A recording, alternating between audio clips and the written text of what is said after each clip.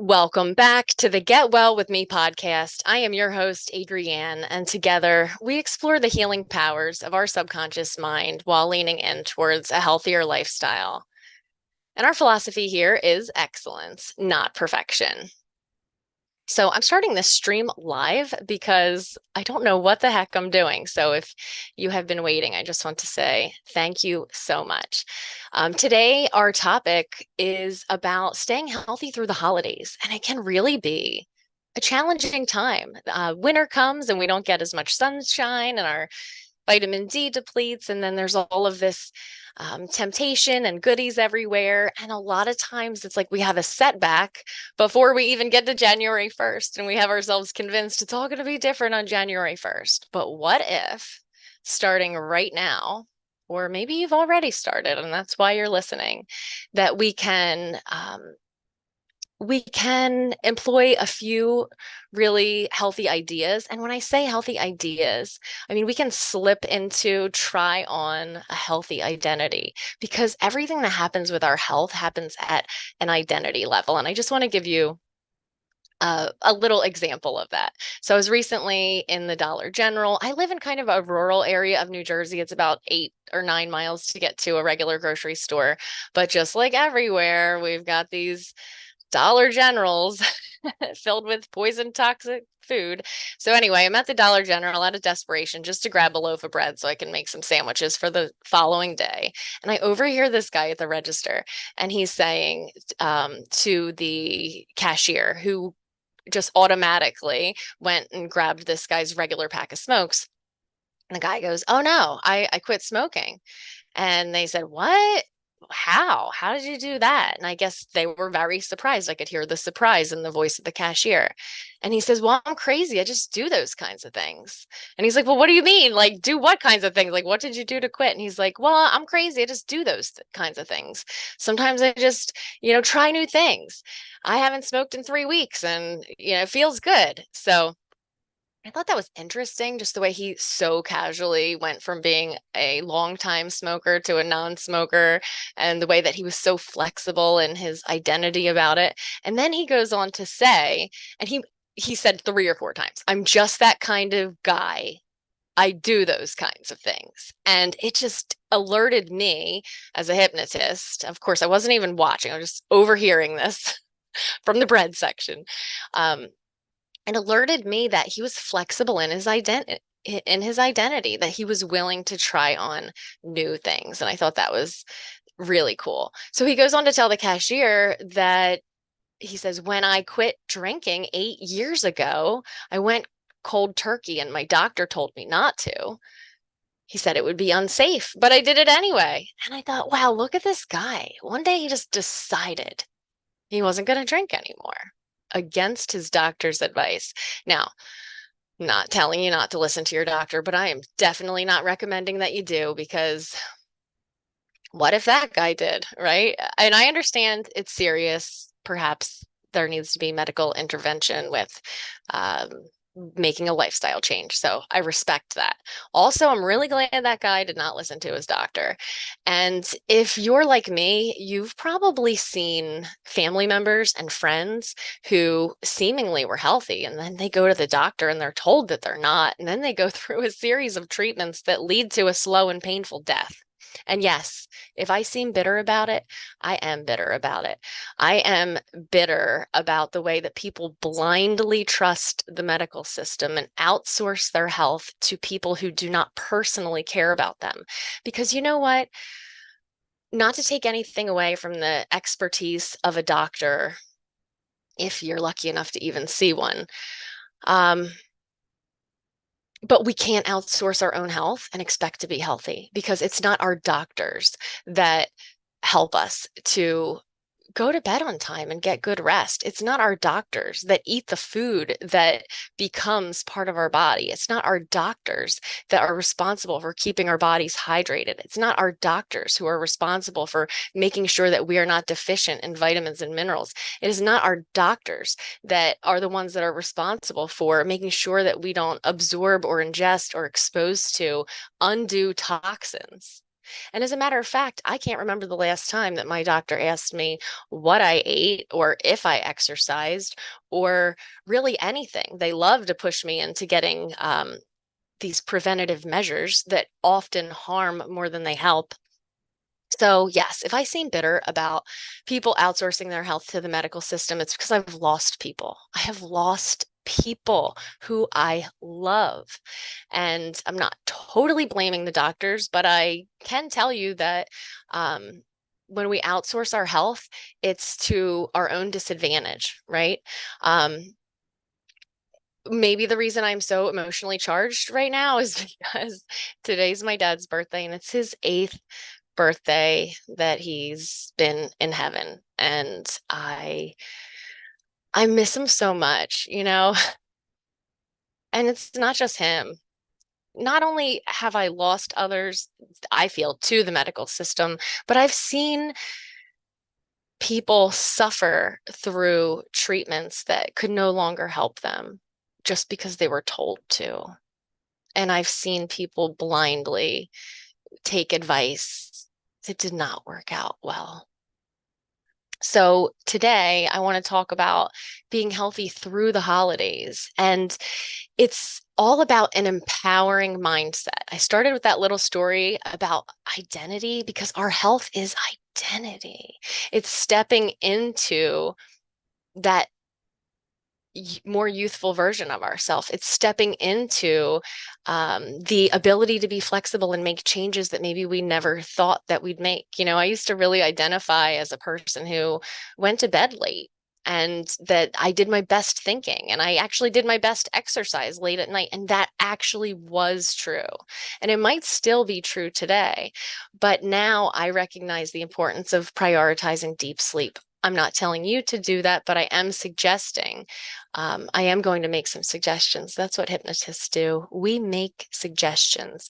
We don't tell people what to do. At least I don't. I subscribe to a more of a Ericksonian, um, artfully vague kind of a philosophy when it comes to hypnosis because you know what to do.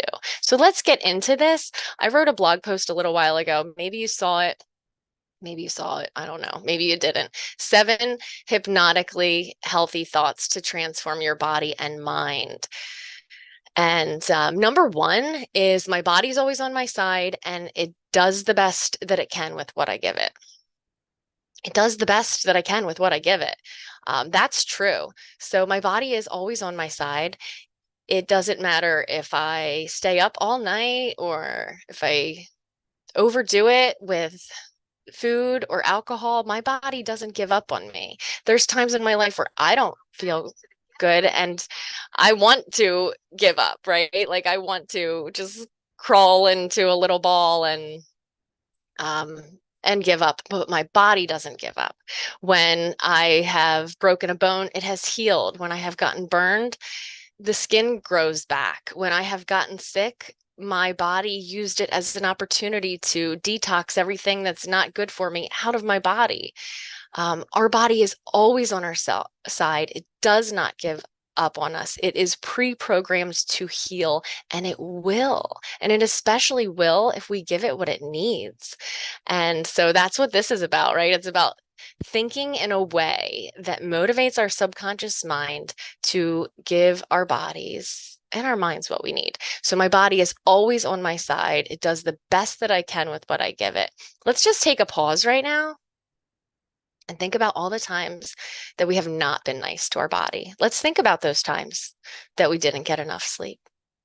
Let's think about those times that we had too much, whatever, fast food, soda, alcohol, energy drinks, all of the above. You know, when I was just 29 years old, I had to go to a cardiologist and wear a heart monitor because my heart kept skipping beats. And uh, in my family, right, there's like a genetic thing where people have a little issue with arrhythmia. And at that time in my life, I wasn't feeling empowered. I was feeling like more doomed, right? Like, oh, this is in my genetics. It's getting to me early. And I finally realized Maybe it's all those 5 hour energy drinks and the endless amount of Starbucks coffee that I'm drinking and the lack of sleep that I'm getting and the high stress that I have. Like my body's always on my side. Maybe I could just be nice to it once in a while. So I'm thankful that doesn't happen anymore. Um, I eat real food. That's the next one. I eat real food. Oh my goodness. You don't have to eat real food all the time, but if we eat real food most of the time, then our bodies won't be deficient in the things that it needs. So think about like how much food do you eat that's fake, like fake or processed, right? Like lunch meats, fast food, probably everything they sell. It's the in my world, it's like Wawa. Um, I eat real food. I'm not saying we have to eat real food 100% of the time, but what if we ate real food 80% of the time? This gives a lot of leeway. I'm not saying like eat just vegetables or eat just meat or like do keto or carnivore, whatever. I'm saying just eat real food. And if you say that, like, what does that feel like? I eat real food. That feels good. That feels right. That feels true. These are common sense things that we just easily overlook. We get mad at our body. We don't like the way that it's responding. We don't like the weight that it's holding on to. But are we giving it credit that it's always on our side? Do we give it credit that our heart has been beating since before we were born? Do we give it credit that it doesn't give up on us, right? Do we do we feed it real food? These are really basic things, and we just overlook them and we slip into self-loathing and we think that we're not good enough, and yet we're not even thinking about the most basic of things. All right, next one. I prioritize hydration. I say it. If you're alone and it's not weird, say it. I prioritize hydration.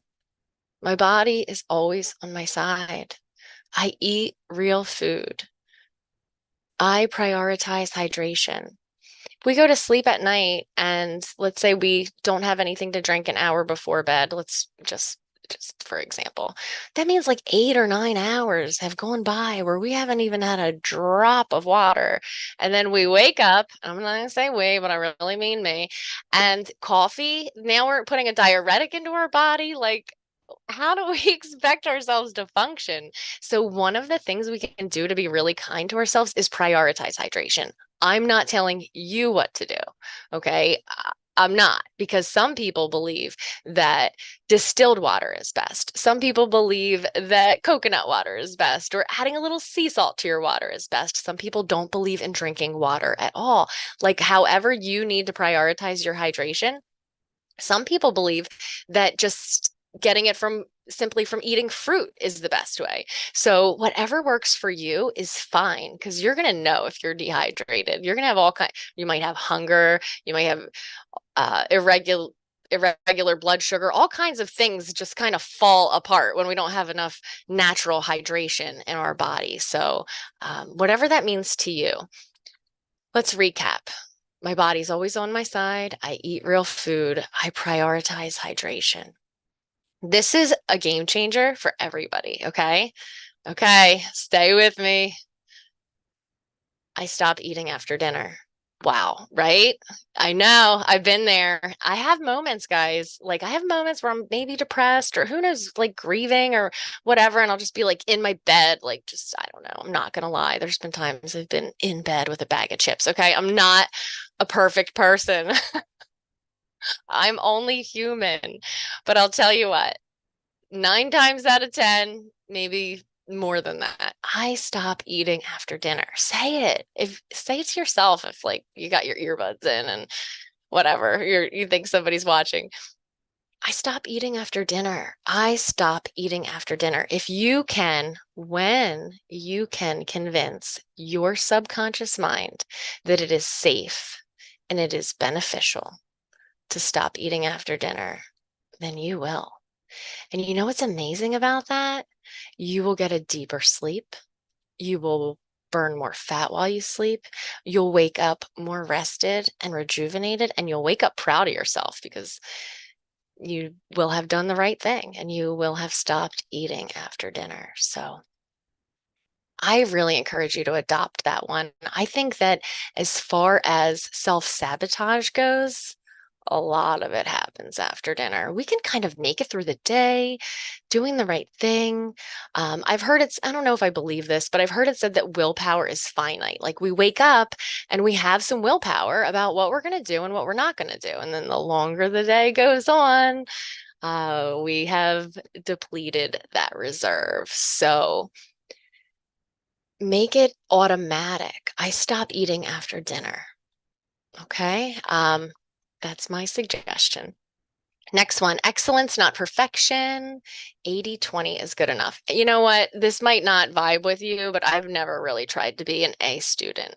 I'm like, B's are totally good enough, right? And I feel that way about my health. I feel that way about my body because this is why I don't want to start anything that's not sustainable. If I get on some health program like a raw diet or a meat only, they're like the two opposite ends of the spectrum. That's cool, right? But I can't do either one of them forever. Okay, I'm gonna eat a French fry at some point. So what I like to do is I like to employ things that are easy. Now, a lot of people don't think that being healthy can be easy, but if you listen to a lot of my hypnosis sessions, I may have already convinced you that you can let it be easy. You can find ways to make it easy, right? What if it was easy? What if 80% of the time doing the right thing, what if that is easy? What if there's no self-loathing attached to the 20% of the time or the 10% of the time that you uh, have a flexible meal, that you have junk food, all right? Like whatever it is, I'm not telling you to do it 20% of the time, but I'm just saying, what if you did and then you didn't hate yourself after? And 80% of the time, you did the right thing. What if you did your exercises 80% of the time and not 100% of the time? We have this mindset like this black and white, like, that's it. I messed up. It's over. F it. Why bother? And that is a voice that I recognize every time I hear that thought in my mind that says, why bother? That's not the truth. You know what?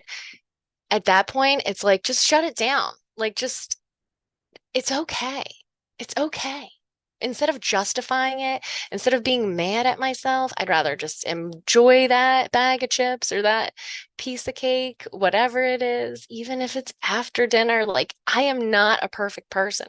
But what I'm telling you is that you don't have to be a perfect person. You just have to do the right thing most of the time. And that is good enough. You are good enough. You have been good enough from the very beginning. So I want you to be kind to yourself and set these kind of flexible boundaries that are easy, right? Let it be. What if it was easy? Maybe you could answer that question all day for the rest of the day. What if it could be easy to be healthy?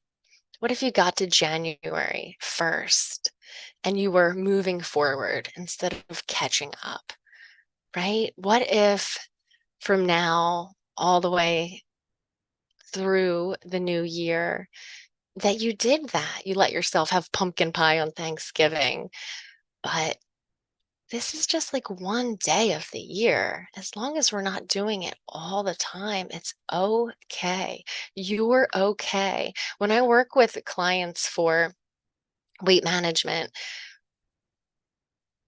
many times, if not all the times, self-sabotage happens when the person says, why bother? Right? And it's like somehow they thought they were going to be perfect forever. And now why bother? Look out for that. Look out for that. Look out for that thought that says, F it, why bother? And just question it. And maybe answer that question. And actually, why bother? Why? Because you're worth it. Why? Because your health is worth it. Because feeling good is worth it. Because showing up in your life for the people that you love with energy and clarity and self-respect is worth it. So why bother? Because you're worth it. Okay. Um, this one, I love this one. So This is a thought that you can say to yourself and get your subconscious mind to believe it because it doesn't even have to believe it because it's true. I burn fat while I sleep. Everybody burns fat while they sleep. Doesn't that just make you want to take a nap right now? I burn fat while I sleep. How amazing is it to know that when you sleep, you're burning fat? Imagine if you thought like this. Imagine if you thought that everything that you did, right? Like when I eat spicy food, I think, ooh, it's boosting my metabolism, right? When I drink tea, I'm like, oh, this is good for me. When I have a sparkling water, I think, oh, these minerals, they're hydrating me. So what if you could kind of frame everything you did as good for you? Like you would desire to do more of those things. Sleep is a necessity, and we get so many benefits from it. It was not long ago that I didn't think that sleep was really, I was kind of like sleep when you're dead kind of thing.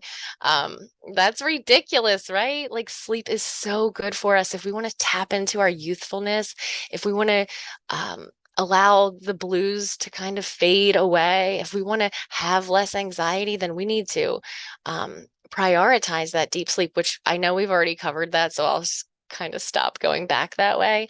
But all of the benefits of sleep, right? And believing that while you're sleeping, you're burning fat because you are. And if you do stop eating at dinner time, think about how much more fat you're burning. And if you're going to weigh yourself, which I wouldn't really recommend, because what's the point of weighing yourself? You know how you feel when you put your jeans on. You know, if you can't put your jeans on, I'll tell you what, sometimes I put my jeans on just to make sure. You know what I'm saying? Just to remind myself of that this is the size that I want to be. Or maybe I want to remind me, oh, I want these to be a little more loose, right?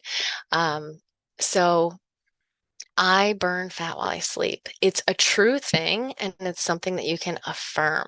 I like to think that every time I breathe, I'm burning fat, right? And not in an unhealthy way. Like we need a little bit of fat in our body. Sometimes I'm like, oh, I feel like it's cold. I need maybe a little more. But what I am saying is that I burn fat while I sleep. That's something that you can adopt for yourself. You can believe that, allow it to go into your subconscious mind. I burn fat while I sleep. And when you believe that, you'll be even more motivated to prioritize that deep sleep. And you'll be even more motivated to stop eating after dinner. And perhaps you're familiar with the idea of autophagy. It's not just an idea, it's a real thing. We have unhealthy cells in our body. They're the ones that are just like not doing their job. And it's called programmed cell death. And that is what allows us to not get the C word. And I don't mean COVID. So when we are allowing that kind of, it's not really a fast, but I guess it kind of is. But if we're 8, 9 hours. And I'm saying that's pretty easy if you stop eating after dinner and maybe it's 7 o'clock or 8 o'clock, you don't eat again until 8 or 9. You're easily looking at 12, 13 hours. Autophagy happens and it's protective of the C word, right? I like to think that my body is a place that the C word can't live because it's not a hospitable place. It's it's not going to do well there, right? Because my body knows. Um, it knows that autophagy is important, and I support that process by getting deep sleep, by getting hydration, by believing that my body is always on my side, and burning fat while I sleep. So, okay, what's left here? I think, did I do them all except for moving my body makes me feel good? Did I do that one? I don't know if I did that one, but moving my body makes me feel good. Believe it, absorb it, allow your subconscious minds to take that in.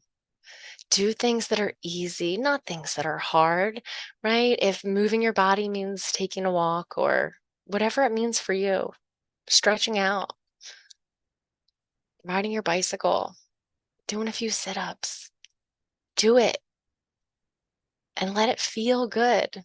Stop doing the things that don't feel good. So many people like torture themselves with workouts. And in some ways, that might be pleasurable for them. But if it's not something you can do every day and all the time, then that's not how you make a permanent change, right? So we want to let it be easy. So, seven, hypnotically healthy thoughts for healthy weight. My body's always on my side. I eat real food. I prioritize hydration. Excellence, not perfection. 80/20 is good enough, and you are good enough. I burn fat while I sleep.